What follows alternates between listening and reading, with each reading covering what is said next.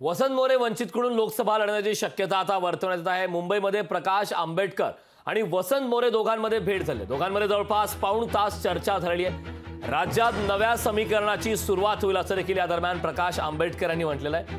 2 ते 3 दिवसांमध्ये या संदर्भात चित्र स्पष्ट होईल असंही प्रकाश आंबेडकर म्हणाले।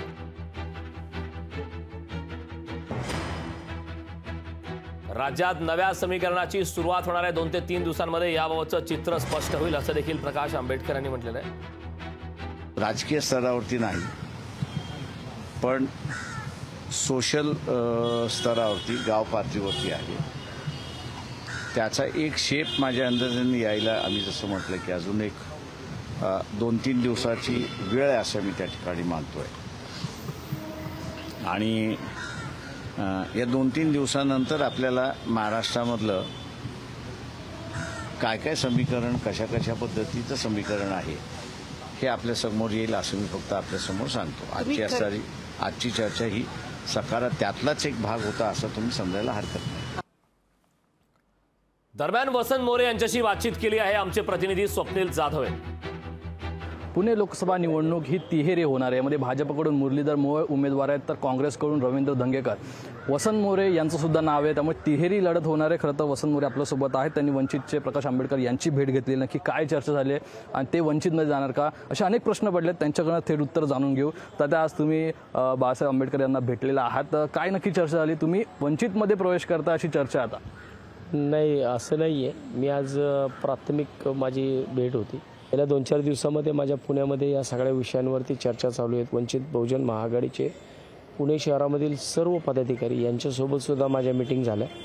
आणि आज मागच्याच आठवड्यात मला प्रकाश आंबेडकर साहेबांनी वेळ दिली होती, परंतु त्यांचा फॉर्म भरण्याचा कालावधी होता मागच्या आठवड्यामध्ये, त्यामुळे मला येता नाही आलं। पुण्यासाठी एक सकारात्मक चर्चा घेऊनच इकडून चाललो आहे। एक अतिशय चांगल्या पद्धतीचं काम पुणे शहरामध्ये आम्हाला करायचं आहे आणि त्यासाठी एक वेगळा प्रयोग पुढे येण्याची शक्यता आहे। तो येणाऱ्या 2-3 दिवसामध्ये येईल। मनसेकडून सुद्धा आता टीका होतीये, दारोदारी भटकावं लागतंय, ज्या तात्यांचं वजन होतं ते कुठेतरी आता कमी झालेलं दिसतंय। नक्की काय? वजन अजून 80 किलोच आहे, तसंच आहे। तात्यांचं वजन नाही कमी झालं। तात्यांचं वजन काय ते 4 जूनला गुलाल पाडल्यावरती कळलं।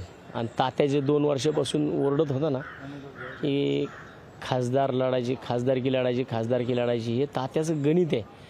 म्हणजे उगाच आपलं काठावरती बसून आतमधल्या गोष्टी जी करणारी लोक आहेत ना, मला वाटतं की पुणेकर असं नाही आहे। माझा पुणेकरांवरती पूर्ण विश्वास आहे। माझी कुठलीही चर्चा जर मला स्वतःवरती आत्मविश्वास नसता तर मी बंद पडद्याआड कुठेतरी गपचूप इकडे तिकडे भेटलो असतो ना।